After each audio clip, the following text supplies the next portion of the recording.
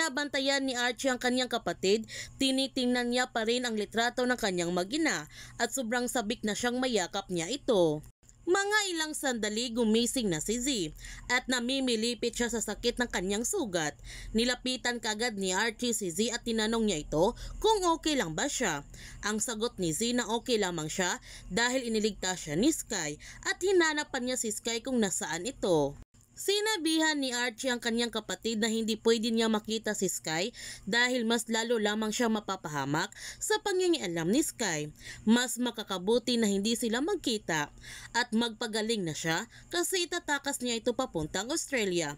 Kailangan nilang lumayo dito para matahimik na ang kanilang mga buhay. Pumayag naman si Z sa gustong gawin ng kanyang kuya dahil gusto na niyang matapos ito. Ayaw na niyang ganitong buhay at sinabihan ni Z ang kanyang kuya kung ano ang nangyari sa kanya. Bakit ngayon lamang ito nagpapakita ulit sa kanya?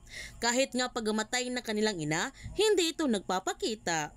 Humingi ng sorry si Archie sa kanyang kapatid at hindi niya alam kung paano niya ito ipaliwanag sa kanya kung ano ang nangyari sa kanya doon.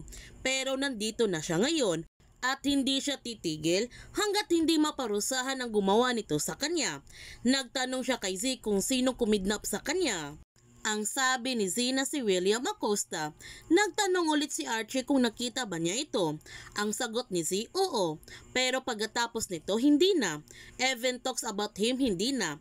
At narinig na lamang niya sa mga kumidnap sa kanya na ang kanilang boss ay isang babae. Kaya pinaghinalaan nila ngayon na si Cecil ang may gawa nito. Samantala, kinakabahan naman si Roxy nung nakita niya ang kwarto ni Z at sumilip siya nito. Nasilayan nga niya muli ang pagmumukha ni Archie at tumulo naman ang kanyang mga luha nung nakita niya si Archie dahil naalala lamang niya ang lahat kung paano siya nito pinaasa. Nakita naman ni Doc Kevin ang pag-iyak ni Roxy at nagtanong siya kung ano ang nangyari sa kanya.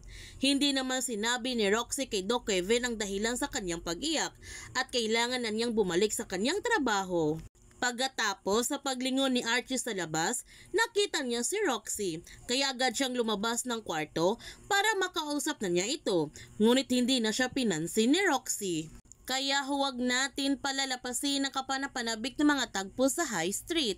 Kung bago ka pa channel ko, don't forget to like, subscribe, and click notification bell para palagi kang updated sa mga videos in-upload ko. Thank you for watching and God bless everyone!